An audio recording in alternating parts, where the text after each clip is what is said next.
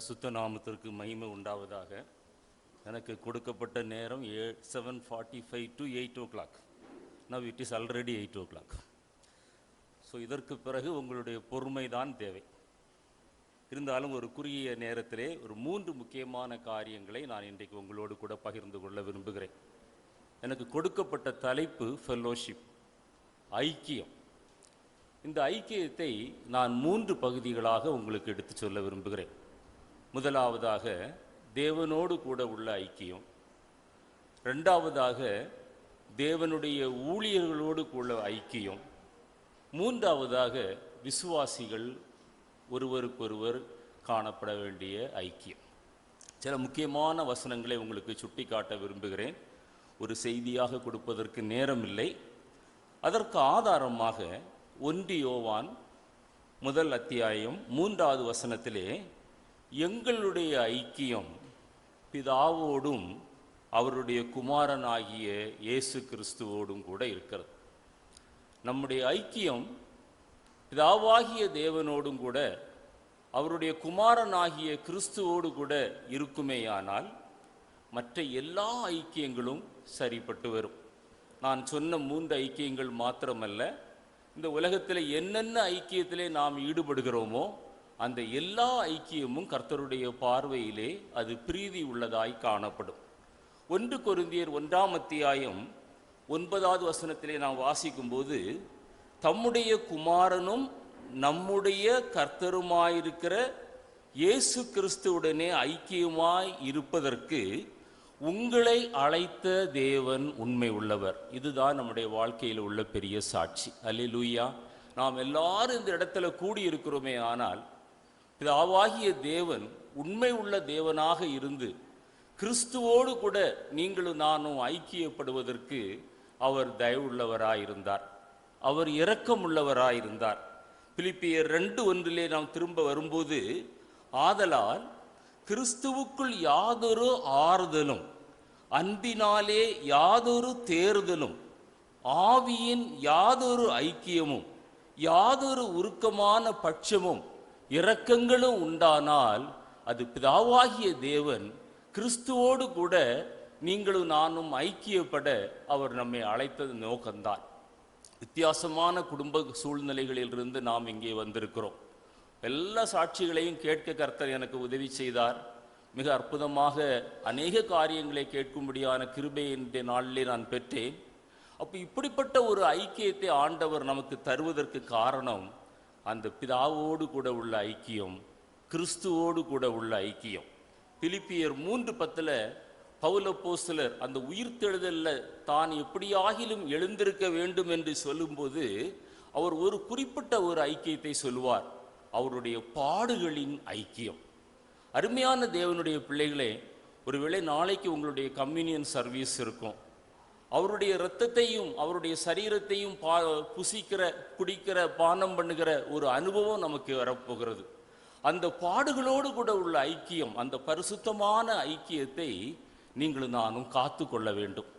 இந்த தேவனோடு கூட உள்ள ஐக்கியத்தை நிலைத்திருக்க வேண்டுமானால், கிறிஸ்துவோடு கூட உள்ள ஐக்கியத்தில் நீங்களும் நானும் நிலைத்திருக்க வேண்டுமானால், ஒவ்வொரு நாளும் ஒரு சில நிமிடங்களாவது அவருடைய பாடு மரணங்களை தியானிக்கிற ஒரு அனுபவம் நம்முடைய வாழ்க்கையில் இருக்க வேண்டும். அந்த பாடு மரணங்களை தியானிக்கும் போதுதான் ஆண்டவர் நம்மில் எவ்வளவு அன்பு கூர்ந்தார் என்பதை நாம் உணர முடியும். தேவனோடு ஐக்கியம் இருக்க வேண்டுமென்றால் அதற்கு ஒரு முக்கியமான ஒரு காரியம் என்ன தெரியுமா? அந்த கிறிஸ்துவின் சிந்தை நமக்கு இருக்கணும். அந்த கிறிஸ்துவின் சிந்தை நமக்குள்ள நிறைவாய் காணப்பட்டால் தான் அந்த தேவனோடு கூட உள்ள ஐக்கியத்தில் நீங்களும் நானும் நிலைத்திருக்க முடியும். அவருடைய பாடு மரணங்களை தியானிக்க முடியும். அதைத்தான் 1 கொரிந்தியர் 2:16 வாசிக்கும் போது, கர்த்தருக்கு போதிக்கத்தக்கதாக அவருடைய சிந்தையை அறிந்தவன் யார் என்று ஒரு கேள்வியை எழுப்பிவிட்டு, இது ஒவ்வொரு வசனமும் ஒவ்வொரு பிரசங்கம், ஆனால் நேரம் இல்லாததுனாலே நான் கடந்து போகிறேன். எங்களுக்கோ எங்களுக்கோ அந்த இடத்துல உங்க பேரை போட்டுக்கிடுங்க. எங்களுக்கோ எங்களுக்கோ வேதம் சொல்கிறது கிறிஸ்துவின் சிந்தை உண்டாயிருக்கிறது. அந்த சிந்தை இப்பொழுது உங்கள் ஒவ்வொருவருக்கும் இருக்குமேயானால் உங்களுடைய ஐக்கியம் கடைசி வரை ஒன்றிலே ஆண்டவருடைய வருகை முந்திக் கொள்ளலாம், அல்லது மரணம் முந்திக் கொள்ளலாம். எது எப்பொழுது சம்பவிக்கும் என்று யாருக்கும் தெரியாது. எங்களுக்கோ அந்த இடத்துல உங்களுடைய பெயரை எழுதி கொள்ளுங்கள். எங்களுக்கோ கிறிஸ்துவின் சிந்தை உண்டாயிருக்கிறது. அந்த கிறிஸ்துவின் சிந்தை இருக்குமே ஆனால் 1 கொரிந்தியர் 6:17 வாசிக்கோ, அப்படியே கர்த்தரோடு இசைந்திருக்கிறவனும் அவருடனே ஒரே ஆவியாயிருக்கிறான். அவருடைய ஆவியும் நம்முடைய ஆவியும் இணைந்து செயல்படுகிற ஒரு அனுபவம். கர்த்தருடைய மெல்லிய சத்தத்தை கேட்கிற ஒரு அனுபவம். சத்தம் மெல்லியதாய் இருக்கலாம் அல்லது பலத்த சத்தமாய் இருக்கலாம். ஆனால் தேவ சத்தத்தை கேட்கிற ஒரு மனிதன்தான் தேவனுடைய ஐக்கியம் உள்ளவனாய் இருக்கிறார். தேவ சத்தம் கேட்டு தேவ சித்தம் செய்கிற ஒரு கிருபை உங்களுடைய வாழ்க்கையிலும் என்னுடைய வாழ்க்கையிலும் அது நிலைத்திருக்குமேயானால் நீங்களும் நானும் அவரோடு கூட உள்ள ஐக்கியத்திலே நிலைத்திருக்கிறோம் என்று சொல்ல முடியும். 1 கொரிந்தியர் 10ஆம் அத்தியாயத்திலே 16-17 வசனங்களில் வாசிக்கும் போது அந்த கிறிஸ்துவின் பாடு மரணங்களை தியானிக்க போகிறோமே, அந்த கிறிஸ்துவனுடைய இரத்தத்தில் நாம் ஐக்கியப்பட போகிறோமே, அவருடைய சரீரத்திலே நாம் ஐக்கியப்பட போகிறோமே, அதையெல்லாம் சொல்லிவிட்டு அந்த பவுல் அப்போஸ்தலர் சொல்லும்போது சொல்கிறார், அநேகரான நாம், இந்த சபையில் இருக்கிற அநேகராகிய நீங்கள் வித்தியாசமான சூழ்நிலைகளில் இருந்து வந்திருக்கிறீர்கள். உங்களுடைய ஃபேமிலி பேக்ரவுண்ட்ஸ் என்டையர்லி டிஃபரெண்டாக இருக்கும், கல்ச்சர் டிஃபரெண்டாக இருக்கும், உங்களுடைய உணவு பழக்க வழக்கங்கள் வித்தியாசமாக இருக்கும், குணாதிசயங்கள் வித்தியாசமாக இருக்கும். ஆனால் இந்த சபைக்குள்ளாக வந்த பிறகு நாளைக்கு அப்பத்தையும் அந்த ரசத்தையும் நீங்கள் புசித்து பானம் பண்ணும்போது உங்களுக்குள்ள இந்த உணர்வு வருகிறதா என்று நீங்கள் ஆராய்ந்து பாருங்கள். எத்தனை வருடம் நான் கிறிஸ்தவனாய் இருக்கிறேன் என்பது முக்கியமல்ல, எத்தனை வருடம் இந்த சபையிலே நான் வந்து தேவனை ஆராதிக்கிறேன் என்பது முக்கியமல்ல. அந்த 1 கொரிந்தியர் 10ஆம் அத்தியாயத்திலே 17வது வசனத்தினுடைய கடைசி பகுதி என்ன சொல்கிறது? அநேகரான நாம் ஒரே அப்பமும் ஒரே சரீரமுமா இருக்கிறோம். கரங்களை தட்டி ஆண்டவரை மகிமைப்படுத்துவோமா? அநேகரான நாம் வித்தியாசமானவர்களாயிருக்கலாம். நாம் பலவிதமான நமக்குள்ளே வித்தியாசங்களை ஆண்டவர் வைத்திருக்கிறார். அது டைவர்சிட்டி என்று நாம் சயின்ஸில் நம்ம சொல்லுகிறோம். அது நேச்சுரல் சயின்ஸில் it is an essential part of life. நம்ம வித்தியாசம் இருப்பது அவசியம். ஆனால் அந்த எல்லா வித்தியாசத்திற்கும் மத்தியிலும் அந்த அப்பத்தையும் ரசத்தையும் நீங்களும் நானும் புசித்து பானம் பண்ணும்போது நீங்களும் நானும் ஒரே அப்பமாக ஒரே சரீரமாக மாறுகிறோம். அல்லேலூயா! அப்படிப்பட்ட கிருபையை ஆண்டவர் நம்முடைய வாழ்க்கையிலே தந்திருக்கிறார். இதுதான் தேவனோடு கூட நீங்களும் நானும் மெயின்டைன் பண்ணுகிற ஐக்கியம். இந்த ஐக்கியம் எப்பொழுது வருகிறது? 1 கொரிந்தியர் 5ஆம் அத்தியாயம் 17 - 21 வரை வாஸ்து பார்ப்பீர்களேயானால், ஒருவன் கிறிஸ்துவுக்குள் இருந்தால் அவன் புதிய சிருஷ்டியாயிருக்கிறான், பழையன எல்லாம் ஒளிந்தன, எல்லாம் புதிதாயின. எனக்கு முன்னால கோபம் வந்தது, இப்பொழுதும் கோபம் வருகிறதா? எனக்கு முன்னால எரிச்சல் வந்தது, இப்பொழுதும் அதே எரிச்சல் என்னிடத்திலே காணப்படுகிறதா? அல்லது என்னுடைய சுபாவங்கள் மாறி இருக்கிறதா? அதுதான் வளர்ச்சி. நம்முடைய சுபாவங்கள் மாறணும். அவருடைய திவ்ய சுபாவங்கள் நம்மிடத்தில் பெருகணும். அவருடைய ஆவியின் கனிகள் நம்மிடத்தில் காணப்படணும். ஆவியின் வரங்கள் நம்மிடத்தில் கிரியை செய்யணும். அவருடைய வல்லமை நம்முடைய மூலமாய் வெளிப்படணும். அதுதான். ஏனென்றால் வேதம் சொல்கிறது, நீங்களும் அவரும் ஒரே ஆவியுடையவர்களாக இருக்கிறீர்கள். அப்போ அதே ஆவி நம்மிடத்தில் இருக்குமே ஆனால் புதிய சிருஷ்டியாய் மாறுகிற அனுபவத்திற்குள்ள கடந்து வந்த ஒவ்வொரு தனி மனிதனும் தனி மனுஷியும் ஆண்டவரோடு கூட இசைந்து அவரை போல் அந்த டிரான்ஸ்ஃபர்மேஷன் ப்ராசஸ், மறுரூபமாகிற அந்த process, it is a continuous process till your death or till the second coming of Lord Jesus Christ. அப்படி மறுரூபமாகி கொண்டிருக்கிற ஒரு நிலைமை. மாறுகிறோமா? மற்ற ஃபெல்லோஷிப் எல்லாமே 2வது தான். முதல் ஃபெல்லோஷிப் அதுதான். அந்த மாறிக்கொண்டிருக்கிற அனுபவம். ஒவ்வொரு நாளும் என்னுடைய ஆவிக்குரிய நிலைமையிலே நான் மாறிக்கொண்டே இருக்கிறேன், நான் மறுரூபமாகி கொண்டே இருக்கிறேன். 2வதாக தேவனுடைய ஊழியர்களோடு கூட ஐக்கியம். அந்த போதகர், உதவி போதகர், உடன் ஊழியர்கள் அல்லது உதவி ஊழியர்கள், வாலண்டியர்ஸ் எல்லாம் சொல்கிறோமே, அது ஒரு ஊழியம்.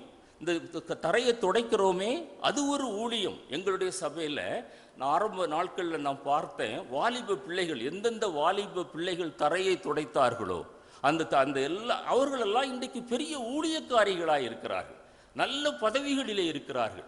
எனவே ஊழியம் என்பது பிரசங்கிப்பது மாத்திரம் அல்ல, பிரசங்கிப்பது ஒரு கிருபை, அவ்வளவுதான். பிரசங்கிப்பது ஒரு கிருபை, சேர் எடுத்து போடுகிறது ஒரு ஊழியம். இப்படி பல வகையான ஊழியங்கள் இருக்கிறது. உபசரிக்கிற ஊழியம், எத்தனையோ ஊழியங்கள் இருக்கிறது. என்னுடைய புத்தகத்திலே நான் அதெல்லாம் விவரமாக எழுதியிருக்கிறேன். அந்த ஊழியங்கள் எல்லாமே இசைந்து காணப்படுகிற அனுபவம் தான் ஊழியர்களுக்குள்ளே ஐக்கியம். அப்போஸ்தலர் நடபடிகள் 2ஆம் அத்தியாயம் 42 47 வரை வாசித்து பார்ப்பீர்களேயானால், விசுவாசிகள் ஒருமித்து இருந்தார்களாம், அவர்கள் அந்யோன்யமாய் இருந்தார்களாம், அவர்கள் ஒருமனப்பட்டிருந்தார்களாம், அவர்கள் கபடமில்லாத இருதயம் உள்ளவர்களாய் இருந்தார்களாம். அங்கே பிரிவினை இல்லை, அங்கே வேற்றுமை இல்லை, நீ பெரியவன் நான் பெரியவன் என்கிற அங்கு தகராறே இல்லை. ஆனால் இன்றைக்கு கிறிஸ்தவ வட்டாரங்களிலே அப்படிப்பட்ட நிலைமை காணப்படவில்லை. அதுதான் பரிதாபமான குணம்.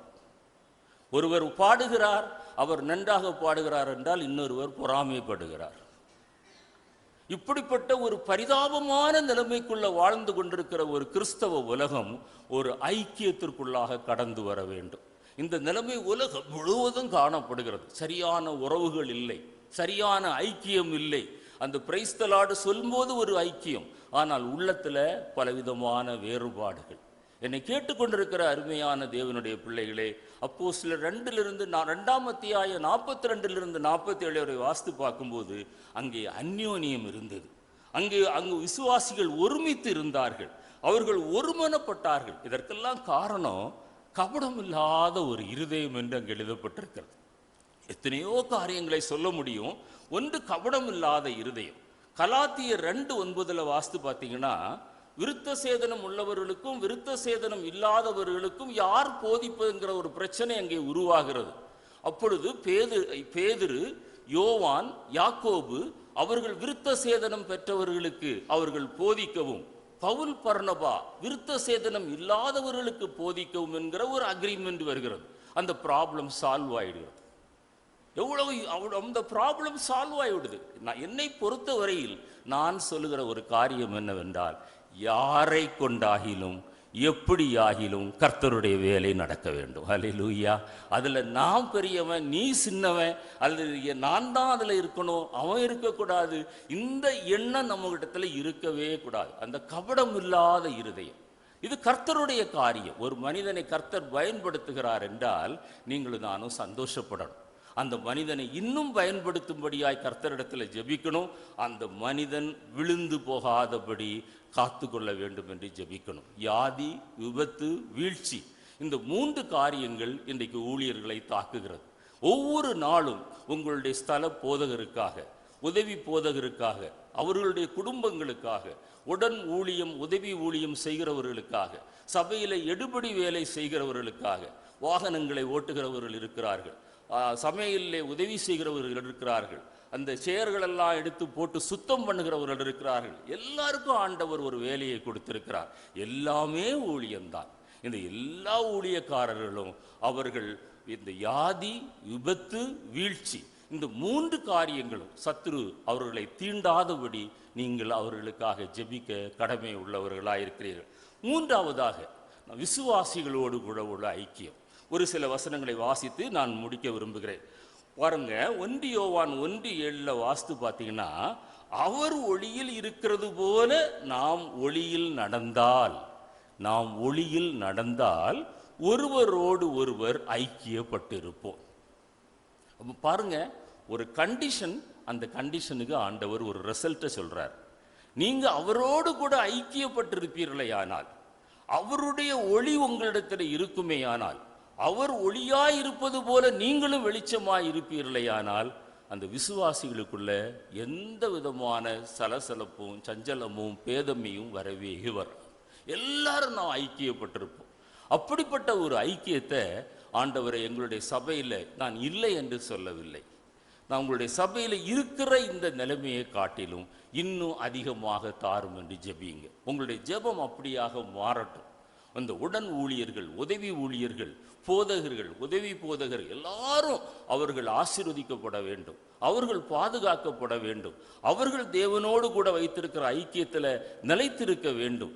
நீங்கள் விசுவாசிகளோடு கூட வைத்திருக்கிற ஐக்கியத்தில் நீங்கள் நிலைத்திருக்க வேண்டும். 1 பேதுரு 3:2 வாசிக்கும் போது மேலும் என்கின்ற அந்த வசனம் ஆரம்பிக்கிறது.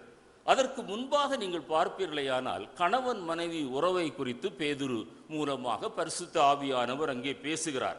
அங்க பாருங்க, அழகாக எழுதியிருக்கிறார், நீங்கள் எல்லாரும் ஒருமனப்பட்டவர்களும். இந்த சபை வளரணும்னா, இந்த சபை இன்னும் வளரணும்னா, நான் 30 ஆண்டுகள் அடுத்த தெருவில் நான் குடியிருந்தேன். இப்பொழுதுதான் சில தவிர்க்க முடியாத காரணங்களால் நான் கொஞ்சம் தள்ளி போயிருக்கிறேன். ஆனால் அந்த சபையில் நான் அன்றைக்கு இருந்த அதே ஒரு ஸ்ட்ரென்த்து அல்லது அந்த ஸ்ட்ரென்த்து கொஞ்சம் குறைவாக இருக்கிறத தான் நான் இன்றைக்கு பார்க்குறேன். ஒரு குறிப்பிட்ட பெர்சன்டேஜ் ஆஃப் பீப்புள் பர்மனெண்ட்டாக இருக்கிறாங்க, ஒரு சர்டன் பெர்சன்டேஜ் ஆஃப் பீப்புள் வந்து போய் கொண்டிருக்கிறாங்க. இது உங்கள் சபைக்கு மாத்திரமல்ல, உலகத்தில் உள்ள எல்லா சபைகளிலும் இப்பொழுது அதுதான் நடந்து கொண்டிருக்கிறது. ஆனால் இந்த ஆவிக்குரிய சபை வளர வேண்டும் என்றால், என்னை கேட்டுக்கொண்டிருக்கிற அருமையான தேவனுடைய பிள்ளையே, இந்த சபையின் மூலமாய் நீ ஆசீர்வதிக்கப்பட்டிருப்பாயானால், எத்தனையோ பேர் சாட்சி சொன்னீங்க, இந்த சபைக்கு வந்த பிறகு எனக்கு சமாதானம் வந்தது, சந்தோஷம் வந்தது, ஆசீர்வாதங்களை பெற்றுக்கொண்டேன்.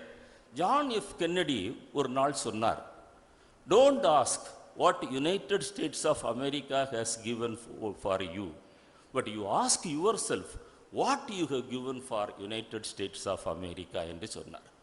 அமெரிக்க தேசம் உனக்கு என்ன செய்ததென்று நீ கேட்காதே, அமெரிக்க தேசத்திற்கு நீ என்ன செய்தாய் என்று உன்னை கேள் என்று சொன்னார். நான் இன்றைக்கு அதே கேள்வியை நீங்க கேட்டு பாருங்க. இந்த சபை உங்களுக்கு என்ன செய்தது என்று நீங்கள் கேட்க வேண்டாம். சபை உங்களுக்காக ஜெபிக்கிறது, சபையின் மூலமாக ஆசீர்வாதங்களை பெற்றுக்கொள்கிறீங்க. ஆனால் இந்த சபைக்காக நீங்கள் என்ன செய்தீங்க? ஒருவேளை தசமபாகங்கள் காணிக்கைகள் என்று சொல்லலாம், அது ஒன்றுமே இல்லை. பாருங்க, விக்கிரகங்களுக்கு படைக்கிறத பார்க்கும்போது இதெல்லாம் நத்திங். அதை கொடுப்பதற்கு ஆண்டவர் நம்முடைய கரங்களை பலப்படுத்தியிருக்கிறார்.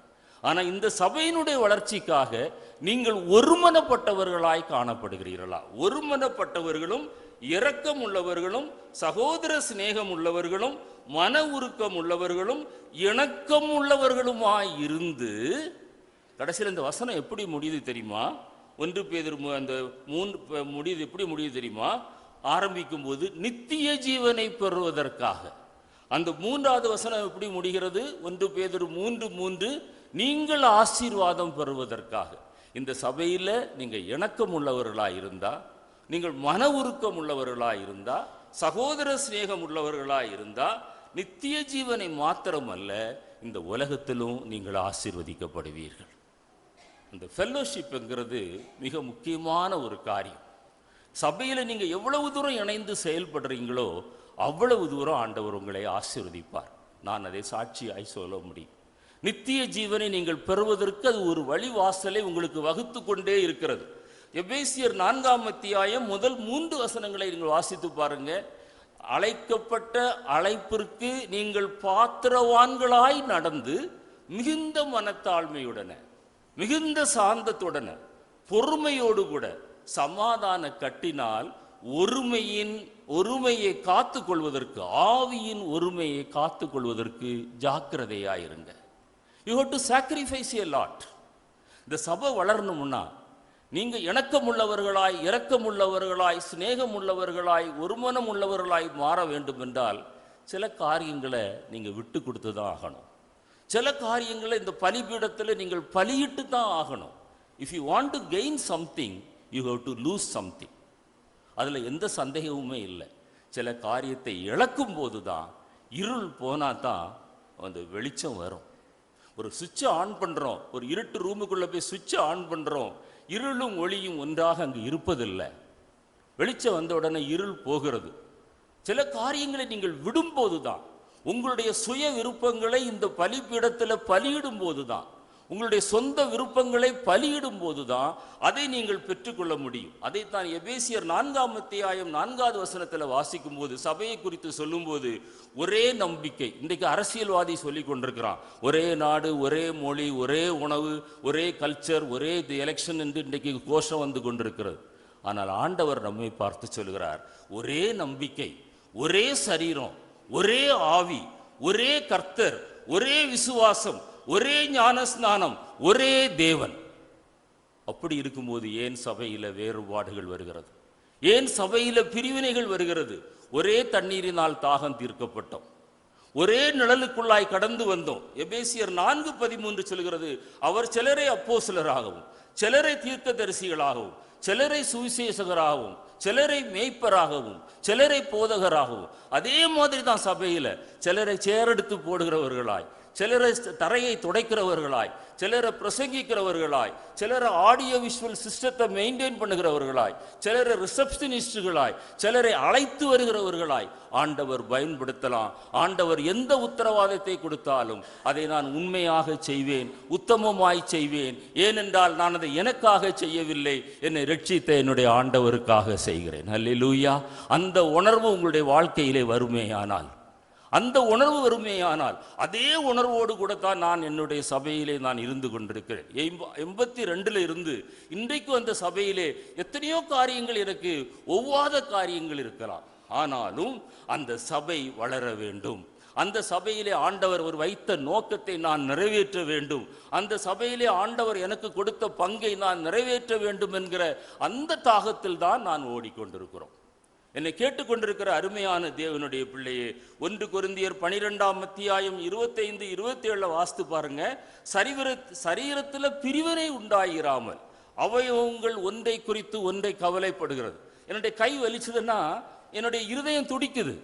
நான் அந்த உணர்வு, என்னுடைய காலில் ஒரு முள்ளு குத்துச்சுன்னா நான் உடனே என்ன செய்கிறேன்? குனிந்து அந்த முள்ளை எடுக்கிறேன். அதே உணர்வு தான் சபையில். நம்முடைய சரீரத்தில் வித்தியாசமான அவயவங்கள் இருக்கிறது போல கிறிஸ்து சபைக்கு தலையாயிருக்கிறார். நம்ம எல்லாரும் கையாக, காலாக, கண்ணாக, காதாக இருக்கிறோம். ஒருவேளை நம்ம நகம் போன்று காணப்படலாம், நகம் போன்று காணப்படலாம். நம்ம அப்படி நினைக்கலாம், நமக்கு இந்த சபையில் ஒரு நல்ல பொசிஷன் இல்லை என்று நினைக்கலாம்.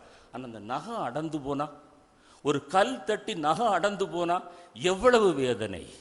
சரீரம் பார்த்து கொண்டிருக்கிறதா? அதைத்தான் அவர் சொல்கிறார், சரீரத்தில் பிரிவினை உண்டாயிராமல் அவயவங்கள் ஒன்றை குறித்து ஒன்று கவலையாயிருக்கும்படிக்கு தேவன் கனத்தில் குறைவுள்ளதற்கு அதிக கனத்தை கொடுத்து இப்படி சரீரத்தை அமைத்திருக்கிறார். ஆதலால் ஒரு அவயவம் பாடுபட்டால் எல்லா அவயவங்களும் கூட பாடுபடும். சபையில் ஒரு அனௌன்ஸ்மெண்ட் கொடுக்குறாங்க, ஒருத்தருக்கு சுகம் இல்லைன்னு சொல்றாங்க. எத்தனை பேர் அந்த பெயரை உங்களுடைய ஞாபகத்தில் வைத்து சுகமாகும் வரைக்கும் நீங்க ஜெபிக்கிறீங்க? ஒரு குடும்பத்தில் திருமணம் நடக்கவில்லை என்று சொல்றாங்க, எத்தனை பேர் ஞாபகத்தில் வைத்து நீங்க ஜெபிக்கிறீங்க? அதுதான் அவயவங்கள் ஒன்றுக்கு ஒன்று பாடுபடுகிற அனுபவம். ஒரு குடும்பத்தில் கஷ்டம் என்று சொல்றாங்க, கணவன் மனைவிக்குள்ள பிரச்சனை என்று சொல்றாங்க, போய் பார்க்க முடியாவிட்டாலும் ஆண்டவரே அந்த குடும்பத்தில் உள்ள பிரிவினையை மாற்றும், ஒரு மனதை கட்டளையிடும் என்று ஜெபிக்கிறவர்கள் எத்தனை பேர்? அதைத்தான் ஆண்டவர் நம்மிடத்தில் எதிர்பார்க்கிறார். அதைத்தான் ஆண்டவர் நம்மிடத்தில் எதிர்பார்க்கிறார். ஏனென்றால் நாம் ஒரே சரீரமா இருக்கிறோம். ஒரு அவயவத்துல பிரச்சனை வந்தா மற்ற அவயம் சும்மா இருக்காது, கூட பாடுபடும். ஒரு அவயம் மகிமைப்பட்டால் எல்லா அவயவங்களும் கூட சந்தோஷப்படும். இந்த சபையில ஒரு பிரதரை எடுத்து அதிகமாக ஆண்டவர் பயன்படுத்தினா மற்றவங்க எல்லாரும் சந்தோஷப்படணும், ஆண்டவரை துதிக்கணும், ஆண்டவரை துதிக்கணும். கர்த்தர் உங்களை ஒரு நாளில் உயர்த்துவார். அவருடைய பலத்த கரத்துக்குள்ள அடங்கி இருங்க. ஏற்ற காலத்தில் கர்த்தர் உங்களை உயர்த்துவார். நீங்களே கிறிஸ்துவின் சரீரமாயும் தனித்தனியே அவருடைய அவயங்களுமாய் இருக்கிறீர்கள். கடைசியாக ஒரு வசனத்தை வாசித்து முடிக்கிறேன்.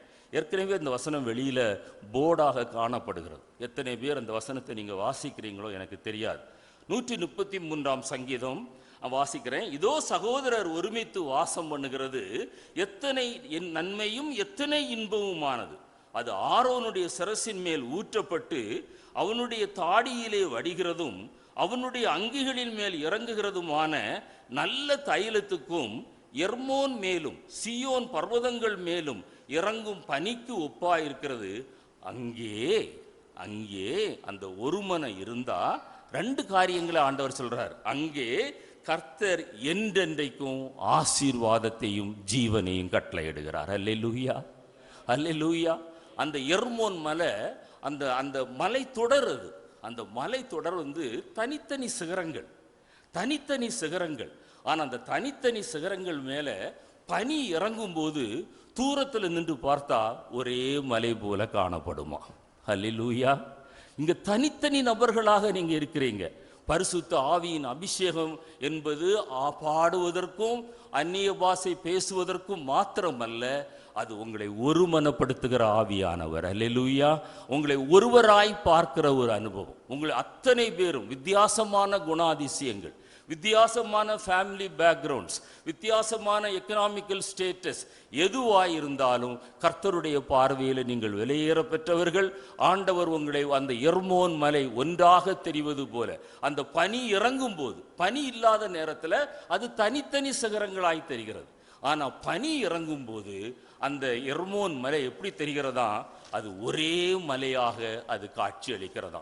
எனவே 3 விதமான ஐக்கியங்களை காத்துக்கொள்ள கர்த்தர் நமக்கு உதவி செய்வாராக. ஆண்டவரோடு கூட உள்ள ஐக்கியம், தேவனுடைய ஊழியர்களோடு கூட உள்ள ஐக்கியம், விசுவாசிகளோடு கூட உள்ள ஐக்கியம். அந்த முதல் ஐக்கியம் சரியா இருந்தா தான் மற்ற ஐக்கியங்கள் தானே வரும். கிறிஸ்தவ வாழ்க்கை ஒரு சர்க்கஸ் அல்ல. சர்க்கஸில் அந்த பபுன் ஒரு இடத்துலேருந்து இன்னொரு இடத்துக்கு துள்ளி குதிப்பான். அப்படி துள்ளி குதிக்க முடியாது. அந்த தேவனோடு கூட உள்ள ஐக்கியத்தை சரியாக மெயின்டைன் பண்ணுங்க. ஊழியர்களோடு கூட உள்ள ஐக்கியம் சரியாக மெயின்டைன் ஆகும். குறைகள் உங்களுக்கு தெரியாது, அந்த நிறைவான அனுபவங்கள் உங்களுக்கு வெளிப்படும்.